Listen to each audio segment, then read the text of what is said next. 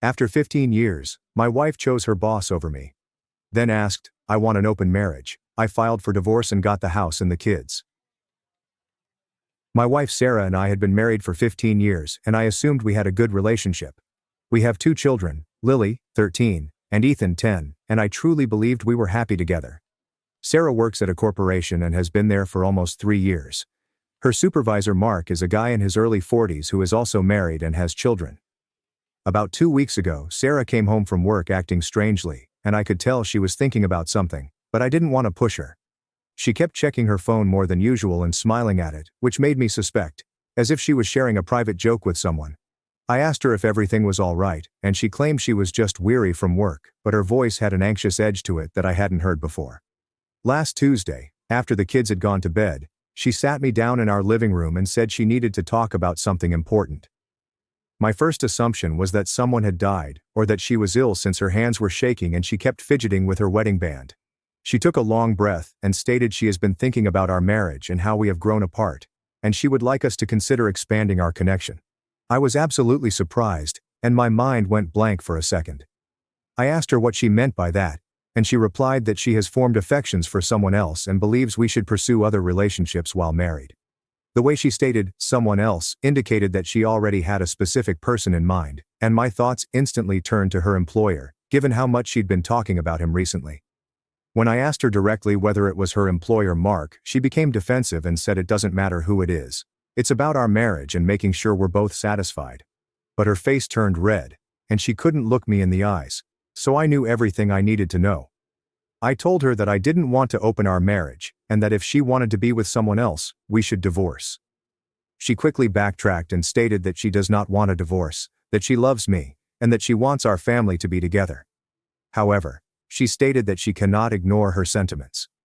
The entire time she's talking, I'm thinking about how it sounds like she's already considered every possibility and determined that this is the best way to have her cake and eat it too. She continued stressing that we could set boundaries and restrictions, and that many couples make this work. But all I could think about was how my children would react if they discovered their mother was dating another guy while still married to their father. I asked her if she had already had physical contact with this individual, and she said she hadn't. But the way she paused before responding made me doubt her completely. The chat lasted about 2 hours, and by the conclusion, I was absolutely exhausted and disoriented. She was crying, saying she never meant for this to happen and that all she wanted was for us both to be happy. But I kept thinking about how this whole thing was actually just her asking for my permission to cheat without consequences. I told her I needed time to think, and she said she understood, but then she held me and said that she hopes I will think about it because she believes it could work. That night, I couldn't sleep and kept staring at the ceiling, thinking over our entire relationship and wondering if there were any warning signs I was missing. The next morning, she pretended nothing had occurred and was preparing breakfast for the kids while discussing their school projects, as if we hadn't just had the most terrible talk of our marriage. I couldn't concentrate all day at work, and my coworker asked if I was okay because I looked terrible. I wanted to tell someone what was going on, but I felt embarrassed and guilty, as if I wasn't enough for my wife or had failed as a husband in some way. When I arrived home that evening, Sarah had prepared my favorite dinner and was being too affectionate, caressing my arm while she spoke and laughed at things that weren't even funny. I could see she was attempting to flatter me, and it felt so manipulative and phony that I wanted to call her out right away. During dinner, Lily inquired as to why Mom appeared so cheerful, and Sarah replied that she was simply having a nice day at work, which made me want to scream because I knew exactly why she was having a good day. After the kids returned to their rooms, she brought up the topic again, saying she had been thinking about it all day and believes it will strengthen our marriage. She had all these articles about successful open marriages on her phone, and she kept reading me statistics about how many couples try it and come out happier. But as she's talking, all I can think about is how she's already emotionally cheating on me and now wants my permission to make it physical. I ultimately told her that I would not consent to an open marriage and that if she wanted to pursue someone else, we would have to separate. She burst into tears again, accusing me of being closed-minded and failing to consider alternatives. Then she mentioned something that really struck me. She assumed I'd be more tolerant because I'd always been supportive of her profession and goals. The way she tried to justify wanting to sleep with her boss as a career goal made me realize that she was either absolutely crazy or thought I was stupid.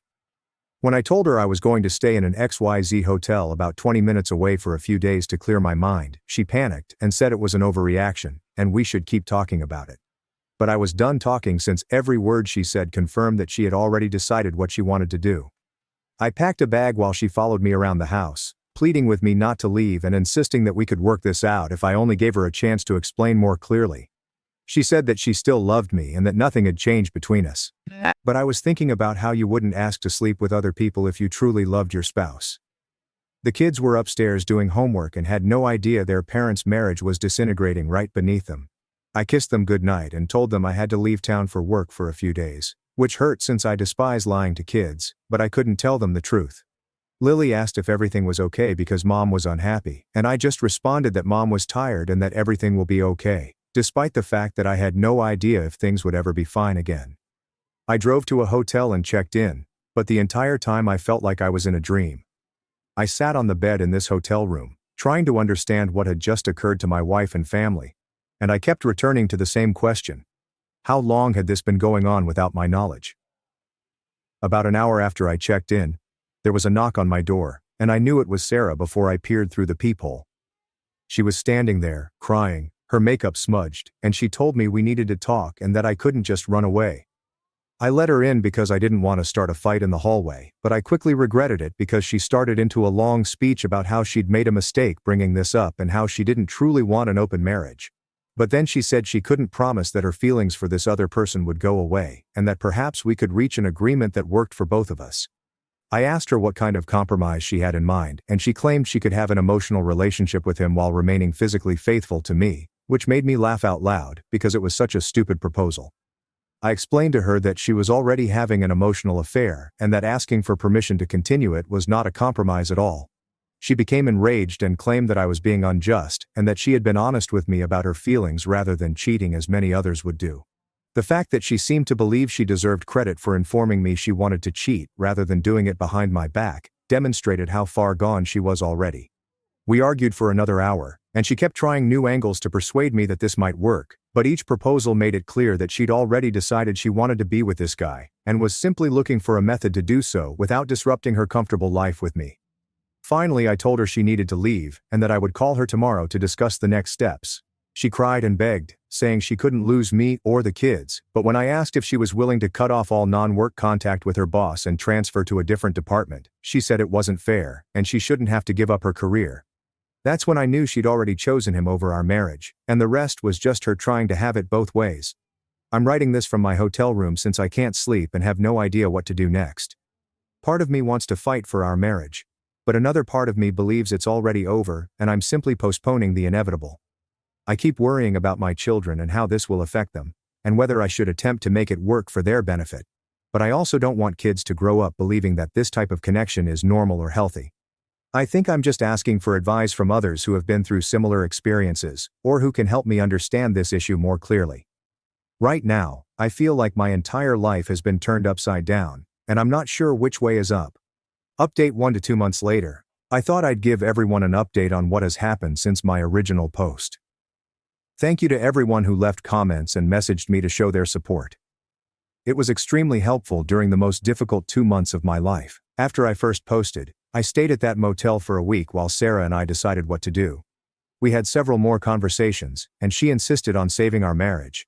But every time I mentioned cutting off communication with Mark, she found reasons why it wasn't practical or fair. She claimed they worked too closely together, that it would be evident to everyone if she abruptly began avoiding him, and that she couldn't endanger her job over this. I told her that she should have thought about it before developing feelings for her married employer, but she said I was being harsh and that people can't control who they feel for.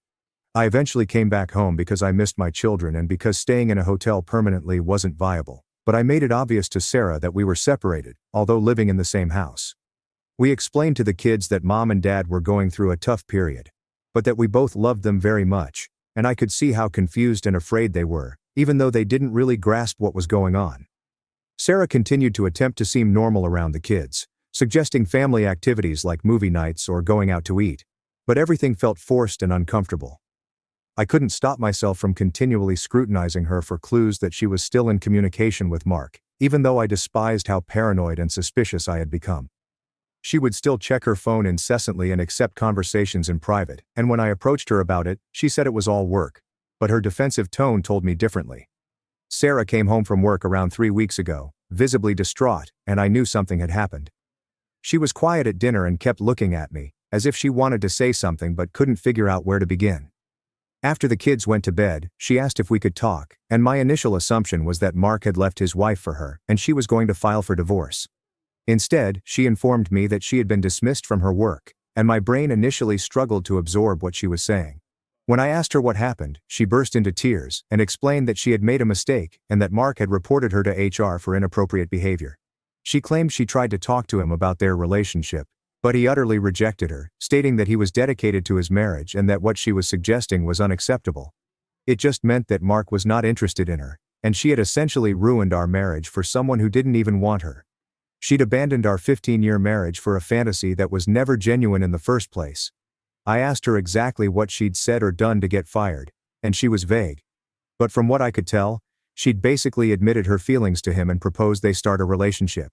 She continued screaming that she had made a terrible mistake and that she now realizes that what we have is more important than some dumb crush. But I couldn't get past the reality that she was willing to destroy our entire family for a man who was never available or interested. The next few weeks have been really difficult because Sarah is coping with unemployment and rejection, and she appears to want me to console her and support her through this crisis that she manufactured herself. She keeps repeating things like she can't believe she was so stupid, and that she should have appreciated what she had with me. But every time she talks about it, I can tell she's more concerned about Mark rejecting her than about the possibility of losing our marriage. What's been particularly painful is that she's been calling me selfish for not being more supportive during this difficult time. Last week, I went on a skiing trip with my brother that we had planned months in advance. And when I returned, Sarah was upset, saying she couldn't believe I had abandoned her when she needed me most. She stated it was cruel of me to go have fun while she was struggling with the aftermath of losing her job, and that a good husband would have canceled his trip to be there for his wife. I informed her that I wasn't her husband in any meaningful way anymore, because she'd made it clear that she wanted to be with someone else, and that I wasn't responsible for soothing her through the consequences of her own decisions. But she stated it was exactly the type of selfish thinking that had led her to seek emotional connection elsewhere in the first place. Which enraged me so much that I had to leave the room before saying anything I'd regret. The saddest aspect is that our children are becoming involved in ways that make me feel bad. Lily asked me the other day why I wasn't being kinder to Mom, who was obviously upset about losing her job. And Ethan has been asking if we're getting divorced, because a kid at school said his parents argued a lot before they separated. Sarah has been crying in front of them more frequently, and I can see how much it is impacting them, and I know they believe I am being unkind to their mother during this difficult time. Lily confronted me yesterday and informed me that her mother told her she lost her job due to office politics, that she needs our help right now, and that she doesn't understand why I'm being so cold toward her. I wanted to tell Lily the truth about why her mother lost her job, but I knew it would be unjust to place that responsibility on a 13-year-old girl. So I just said that adult relationships can be complicated at times, and I'm doing my best to figure them out. But then Lily suggested that I try harder because Mom is truly sorry for whatever she done wrong, and that everyone deserves another chance. Hearing my daughter defend her mother and effectively ask me to forgive her for attempting to cheat on me with her boss was one of the most heartbreaking moments of the entire journey. I know Lily has no idea what she's asking me to forgive, but it feels like everyone wants me to simply get over it and move on. Sarah has started talking about going to marriage therapy and says she's willing to do whatever it takes to rebuild our relationship, but I have the impression she's only saying this since her plan to be with Mark failed so horribly. If he had been interested in her, I am confident she would have requested a divorce without hesitation, and now she wants me to pretend that none of this occurred since her backup plan is to stay with me. I've been considering filing for divorce, but I'm hesitant because of how it would affect the children. My brother believes I should divorce her because what she did was unforgivable regardless of whether she physically cheated or not, whilst my sister believes I should seek counseling for the sake of the children. I honestly don't know what the appropriate response is, and I feel like I'm caught in a terrible limbo where I can't move forward, but also can't go back to the way things were. I know I have to make a decision soon since this uncertainty is unfair to everyone.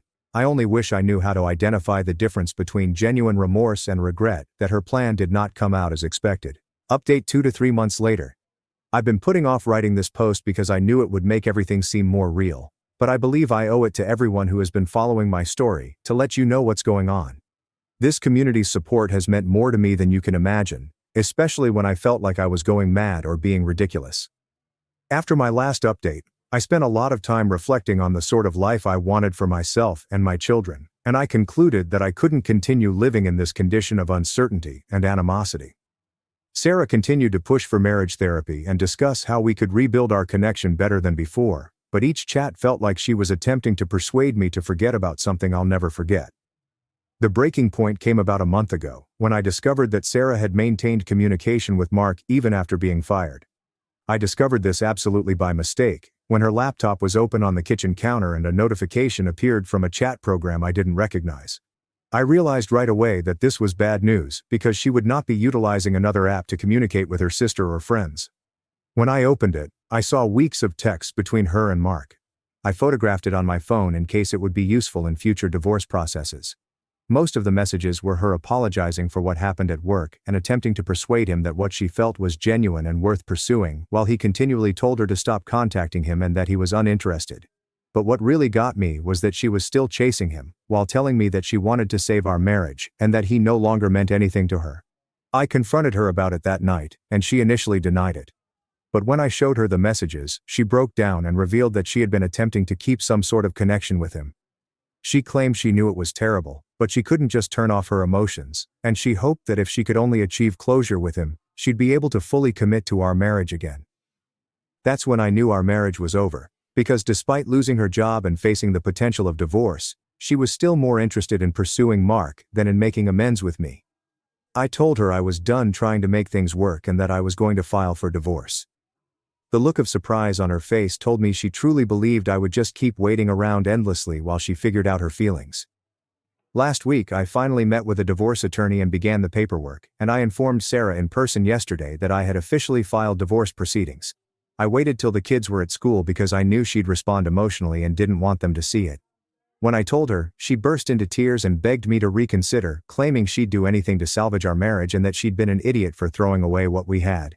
She kept insisting that Mark meant nothing to her, that she'd been confused and going through a midlife crisis, but that she realized now that I was the one man she wanted to be with.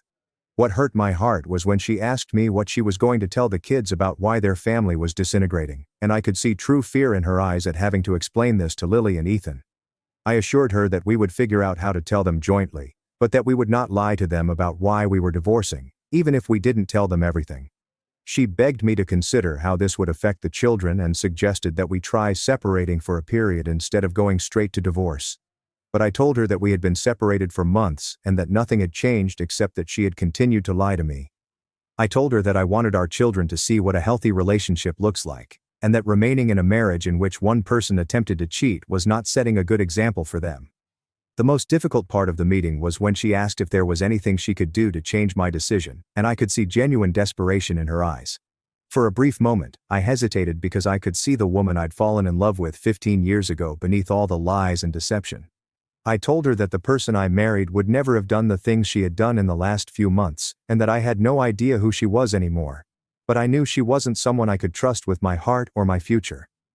She cried even harder, explaining that individuals make mistakes and that marriage is supposed to be about forgiving and working through difficult times together. But I explained that what she had done was not a mistake, but rather a sequence of purposeful decisions that revealed her true objectives. The chat lasted about 3 hours, and by the conclusion, we were both emotionally weary. She asked if I felt we could reconcile in the future when she'd had time to work on herself and demonstrate that she had changed. But I told her honestly that I couldn't see myself ever trusting her again, and that I wanted to focus on moving forward rather than hoping for something that would most likely never happen. We haven't told the kids about the divorce yet because we're still figuring out how to do it properly, and Sarah keeps hoping that if we wait a little longer I'll change my mind. But I know that prolonging the topic would only make matters worse for everyone, and Lily and Ethan need to know what's going on with their family, even if the truth is sad and complicated. I know the next 6 months will be extremely challenging as we navigate the divorce process, determine custody arrangements, and learn how to co-parent properly. I also feel like I'm finally regaining control of my life rather than simply responding to the next disaster Sarah causes. My lawyer thinks the divorce should be quite simple because we agree on the most of the important issues, but I realize that could change if Sarah decides to fight it. The kids will struggle with this, and I'm sorry that they will be damaged by their mother's decisions. However, I believe they will be better off in the long term if they witness their parents in good relationships rather than watching us pretend that our current situation is normal or sustainable.